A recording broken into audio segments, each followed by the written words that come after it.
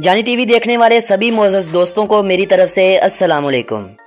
दोस्तों, आज की इस वीडियो में हम सैर करेंगे दुनिया के एक उस बदनसीब इस्लामी मुल्क की जिसे 90 की दहाई में खाको खून में नहला दिया गया। 1990 के बाद जहां एक तरफ रूस के टुकड़े हो रहे थे तो दूसरी तरफ यूरोप में युगोस्लाविया का भी खात्मा हो रहा था। मकदूनिया, स्लोवेनिया, क्रोएशिया, कोसोवो और सर्बिया जैसे ममालिक पहली जंग अजीम के खात्मे के बाद वजूद में आने वाली इस मुमलकत से आज़ादी हासिल कर रहे थे। तो ऐसे में कोसोवो की तरह बोस्निया और हर्ज़ेगोविना से भी आज़ादी की आवाज़ें बुलंद होना शुरू हो गईं। बोस्निया जहां इस्लाम का फैलाव तुर्कों के दौरे हुक्मरानी में हुआ था, कोसोवो की तरह एक आज़ाद मुस्लिम मुमलकत के वजूद की दावेदार थी। लेकिन वहीं पर इस मुल्क में सरपस्का के इलाकों में सर्बियन लोगों की अक्सरियत होने के सबब ये मुल्क एक होने की बजाय दो टुकड़ों में तकसीम हो गया। अक़वाम मुत्तहिदा की जानब से करवाए गए रेफरेंडम में यह फैसला हुआ था कि बोस्निया को आज़ादी दी जाएगी। लेकिन बोस्निया और हर्ज़ेगोविना जहां एक तरफ आज़ाद रियासत का वजूद कायम कर चुकी थी, वहीं सर्ब कबाइल सर्बिया और दीगर हमायती ममालिक जिनमें क्रोएशिया काबिल फहरिस्त था, उनकी अमदाद से मुल्क पर कब्जा कर चुके थे। ऐसे में हालात ने करवट बदली तो ये सरजमीन इंसानों का कब्रिस्तान बनना शुरू हो गई। मुसलमानों की अक्सरियत को यहाँ पर मारा जाने लगा। एक, दो या चंद सौ नहीं, लाखों की तादाद में मुसलमानों को मारकर क्रेनों की मदद से दफन किया जाने लगा। 1995 की बात है, जब बोस्निया में मुस्लिम गिरोह मुसल्लह हो चुके तो अक़वाम मुत्तहिदा की अमन फौज ने उन्हें इलाके से निकल जाने का हुक्म दिया। अक़वाम मुत्तहिदा की अमन मिशन की इस फौज में ज़्यादा तादाद नीदरलैंड से थी। इस फौज का यह हाल था कि अगर कोई बंदा छुट्टी पर जाता तो उसे वापस बोस्निया में नहीं भेजा जाता था। और 1995 में नीदरलैंड की फ़ौजों की तादाद सिर्फ 400 रह गई। यानी अगर हम कहें कि इस सारे कत्लेआम के पीछे अक़वाम मुत्तहिदा का ही हाथ था तो ये भी कोई गलत बात नहीं होगी। अलबत्ता पाकिस्तानी अफवाज ने इस अमन मिशन में अपने बोस्नियाई मुसलमान भाइयों का वो साथ दिया जो बोस्निया की आने वाली कई नस्लें भूल नहीं पाएंगी। पाकिस्तानी फ़ौज अपने हिस्से का खाना बोस्नियाई पनाह गज़ीरों को दिया करते थे और ख़ुद भूखे रह जाया करते थे।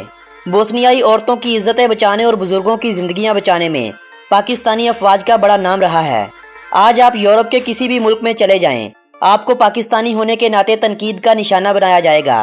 मगर बोस्निया यूरोप का वो मुल्क है जहां पाकिस्तानियों को लोग घरों में बुलाते हैं, खाना खिलाते हैं, हत्ता कि बोस्नियाई लड़कियां पाकिस्तानी लड़कों से शादी के ख्वाब सजाए फिरती हैं। बोस्निया के बॉर्डर पर एंट्री के वक्त पाकिस्तानियों से ना तो सवालों जवाब किए जाते हैं और ना ही किसी पाकिस्तानी के वहां से रिपोर्ट होने की कोई खबर सामने आती है। एक ऐसा मुल्क जहां हमारी इतनी हौसला अफजाई होती है, हमारी हुकूमत फिर भी ऐसे ममालिक के साथ तावन नहीं करती। सयाहों की आसानी के लिए आसान वीज़ा सर्विस मुतारिफ नहीं करवाती। हुकूमत आसान वीज़ा सर्विस मुतारिफ करवाए ताकि यह दोस्ती कम होने की बजाय बढ़ती चली जाए। मुसलमानों को एहसास हो कि भाईचारा अभी भी ख़त्म नहीं हुआ। बोस्निया के माजी के इन तल्ख हक़ाइक़ को मैं आप लोगों के साथ बस इतना सा ही शेयर करूँगा, वगरना यूट्यूब इंतज़ामिया कहीं इस वीडियो को डिलीट ही ना कर दे। बोस्निया के माजी से तो हमने आपको आशना करवा दिया, अब बात करते हैं बोस्निया के हाल की। लेकिन इससे पहले मैं आप दोस्तों से गुजारिश करूंगा कि अगर आपने अभी तक हमारे यूट्यूब चैनल जानी टीवी को सब्सक्राइब नहीं किया तो हमारे इस यूट्यूब चैनल को सब्सक्राइब कर लीजिए और साथ मौजूद घंटी के बटन को भी दबा दीजिए ताकि मालूमात से भरपूर कोई भी तफरीही वीडियो आप दोस्तों से कहीं मिस ना हो जाए। दोस्तों, 1 मार्च 1992 को बोस्निया और हर्ज़ेगोविना को युगोस्लाविया से आज़ादी नसीब हुई थी। 1995 के कत्लेआम के बाद 14 दिसंबर को इसी साल सरपस्का की इलादगी को भी ख़त्म करते हुए उसे भी बोस्निया और हर्ज़ेगोविना का हिस्सा बना दिया गया था। इन 3 सालों के दौरान कमोबेश 3 लाख से ज़ायद लोगों को कत्ल कर दिया गया था। 1995 से अब तक मुसलसल हर साल हज़ारों की तादाद में अफराद को इज्तिमाई कब्रों से निकाल कर दफन किया जा रहा है। लेकिन इस सारे कत्लेआम के बाद बोस्निया और हर्ज़ेगोविना के लीडरों का एक बात पर इत्फाक हो गया है कि इत्फाक में ही बरकत है। आज बोस्निया का शुमार यूरोप के महफूज तरीन ममालिक में किया जाता है। तबाहशुदा शहरों को दोबारा से तामीर किया जा चुका है। मईशत जो ज़बूहाली का शिकार हो चुकी थी, इसे भी पर निकलना शुरू हो चुके हैं। बोस्निया का आज तर्ज हुक्मरानी सारी दुनिया से अलग है। बोस्निया में बोस्नियाई, सर्बियन और क्रोएशियाई नस्लों के लोग बसते हैं। इसी बात के पेश नज़र वहाँ 3 सदर मुंतखब होते हैं जो अपनी अपनी नस्लों की नुमाइंदगी करते हैं। बोस्निया में अमन की फ़िज़ा कायम हो चुकी है, मगर इसके बावजूद कभी कभार ऐसी खबरें अखबारात की जीनत बनती रहती हैं जिनसे यह जाहिर होता है कि कहीं ये मुल्क दोबारा खाना जंगी की तरफ ना चला जाए।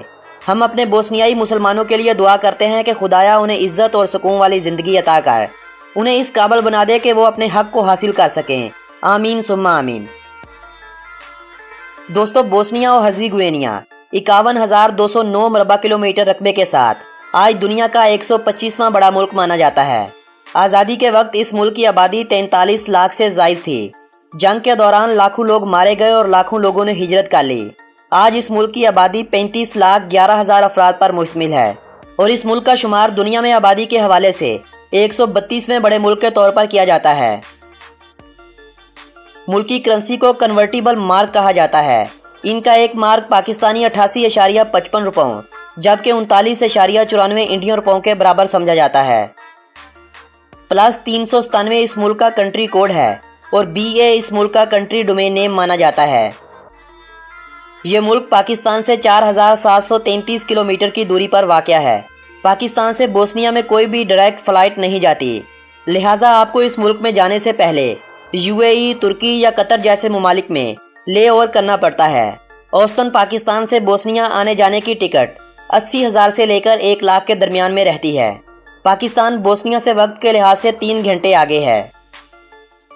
ایک سرسبز اور پہاڑی علاقہ ہونے کی وجہ سے یہاں سردیوں میں موسم بہت ٹھنڈا ہو جاتا ہے۔ مئی، جون، جولائی، اگست اور ستمبر اس ملک میں سیر کے لیے سب سے بہترین ماہ تصور کیے جاتے ہیں۔ دوستو، بوسنیا کا شمار یورپ کے سب سے سستے ممالک میں ہوتا ہے۔ بوسنیا میں کھانے کا اوسطاً خرچہ 200 سے 300 روپے تک آتا ہے۔ حلال فوڈ ملک میں ہر جگہ دستیاب ہوتا ہے۔ رہائش کے لیے آپ کو کمرہ 1,000 سے 2,000 کے درمیان آسانی سے مل جاتا ہے، جبکہ یورپ کے دوسرے بیشتر ممالک میں ایک رات کے لیے کمرہ 3 سے 4,000 تک بھی مشکل سے دستیاب ہوتا ہے۔ ایک مزے کی بات یہ ہے کہ اگر آپ وہاں کے لوگوں سے تھوڑا کھل کر بات کریں اور انہیں بتلائیں کہ آپ پاکستان سے ہیں تو لوگ آپ کو اپنے گھروں میں لے جائیں گے، جہاں آپ کی خوب مہمان نوازی بھی کی جائے گی اور اس عمل سے دوستی بھی بڑھتی ہے اور ایک دوسرے کو جاننے کا اچھے سے موقع بھی ملتا ہے۔ دوستو، بوسنیائی وار کے دنوں میں اس ملک کی فی کس مجموعی آمدنی $300 تھی، لیکن ہر آنے والے سال میں اس ملک نے ترقی کی اور آج فی کس مجموعی آمدنی $6,000 پر پہنچ چکی ہے۔ کل ملکی پیداوار $20.7 بلین پر ہے۔ بوسنیا کا شمار سیاحت کے شعبے میں ترقی کرنے کے حوالے سے دنیا کے تیسرے بڑے ملک کے طور پر ہوتا ہے۔ 2010 میں اس ملک میں سیاحوں کی تعداد 6,56,000 افراد تھی۔ 2018 میں یہ تعداد تقریباً 19 لاکھ افراد کو پہنچ چکی ہے۔ اس ملک میں آزادی سے پہلے لوہے اسٹیل کی صنعت عروج پر تھی، مگر اس ملک میں ہونے والی اس خانہ جنگی نے اس صنعت کو مکمل تباہ و برباد کر کے رکھ دیا۔ آج اس ملک میں اسٹیل کی صنعت دوبارہ سے اپنا مقام حاصل کر رہی ہے۔ سونے کے بے شمار ذخائر اس ملک میں موجود ہیں، جو ملکی معیشت کو سہارا دینے کا ایک بہترین ذریعہ ہے۔ یہ ملک لکڑی اور لکڑی سے بنا ہوا فرنیچر، گاڑیوں کی سیٹیں، بجلی اور ایلومینیم کی فروخت سے ہر سال اربوں ڈالر کما رہا ہے۔ بوسنین، سربین اور کروشین اس ملک کی 3 سرکاری زبانیں ہیں۔ ملک میں 50% آبادی بوسنیائی لوگوں کی ہے۔ 30% سربین افراد بھی اس ملک میں بستے ہیں۔ 15% کروشین لوگ، جبکہ باقی دیگر نسلوں کے لوگ بھی اس ملک میں مستقل رہائش پذیر ہیں۔ ملک میں زبانوں کا استعمال بھی تقریباً آبادی کے لحاظ سے ہی کیا جاتا ہے۔ ملک کی آبادی کے اگر مذاہب کی بات کی جائے تو کل آبادی کا 52% لوگ مسلمان ہیں، 30% لوگ مسیحی آرتھوڈوکس ہیں، جبکہ 15% آبادی مسیحی کیتھولک پیروکاروں کی ہے۔ باقی 3% آبادی دیگر مذاہب اور ان افراد پر مشتمل ہے جن کا کسی بھی دین مذہب سے کوئی تعلق نہیں ہوتا۔ بوسنیا کا شمار یورپ کے ان ممالک میں ہوتا ہے جہاں بے روزگاری کی شرح بہت ہی زیادہ ہے۔ ایک اندازے کے مطابق اس ملک میں بے روزگاری کی شرح 28% ہے، جو مسلسل کئی سالوں سے کم ہو رہی ہے۔ بے روزگاری کی اس وجہ کے پیچھے 3 سالوں پر محیط ایک وہ جنگ تھی جس نے لاکھوں لوگوں کو بے گھر کر ڈالا اور سینکڑوں فیکٹریاں بند ہونے کے سبب لوگ بے روزگار ہو گئے تھے۔ سراجیوو اس ملک کا سب سے بڑا شہر اور ملک کا دارالحکومت ہونے کا اعزاز رکھتا ہے۔ اس شہر کی ترکوں کے دور حکومت میں سن 1461 میں بنیاد رکھی گئی تھی۔ 141 مربع کلومیٹر رقبے پر پھیلے ہوئے اس شہر میں آج 4.5 لاکھ افراد رہائش پذیر ہیں۔ اس شہر کی بنیاد سلطنت عثمانیہ کے 7ویں سلطان محمد ثانی نے رکھی تھی۔ انہوں نے اس علاقے کو فتح کرنے کے بعد یہاں ایک قلعہ تعمیر کروایا اور اسے بوسنا کا نام دیا۔ قلعے کے ساتھ آبادی کا بساؤ ہونے لگا تو یہ علاقہ بوسنا سرائے مشہور ہونے لگا۔ اس شہر کا نام لکھتے ہوئے یوں محسوس ہوتا ہے جیسے یہ سراجیو ہے۔ मगर इसको पढ़ते वक्त सराइव ही पढ़ा जाता है। बोस्निया के अगर मोहल्ले वकूअ की बात की जाए तो ये मुल्क यूरोप के जनूबी हिस्से में वाक़या है। मुल्क के मशरिक में सर्बिया जबकि कुछ जनूबी हिस्से की सरहद मोंटीनेग्रो से मिलती है, जबकि बाकी सभी अतराफ क्रोएशिया से मिलती है। मुल्क की सिर्फ 26 किलोमीटर की सरहद समुंदर से भी मिलती है। कई सालों की खाना जंगी के बाद इस मुल्क की हालत बदलने की जो इतनी तेज़ रफ्तार है, इसकी एक वजह इस मुल्क में लोगों का तालीम से लगाव भी है। इस मुल्क में तालीम की शरह 98.5% है। इलाका सरसब्ज होने की वजह से इस मुल्क में इंसानों की औसतन उम्र दुनिया के 10 ममालिक से ज़्यादा है। औसतन यहाँ इंसानी उम्र 77 साल के करीब है। फुटबॉल इस मुल्क की सबसे मकबूल खेल है और फुटबॉल को ही इस मुल्क की कौमी खेल भी माना जाता है।